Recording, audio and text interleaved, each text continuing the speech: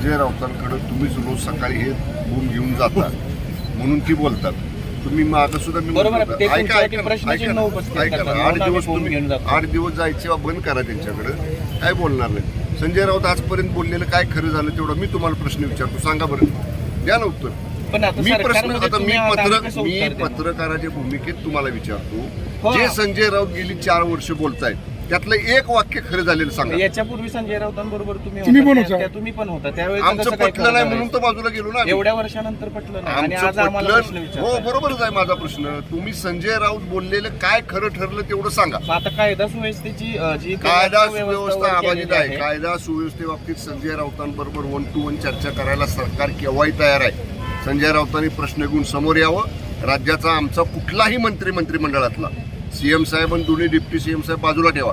सगळ्या प्रश्नांची उत्तरं केव्हाही आकडेवारीसह द्यायला आम्ही तयार आहे.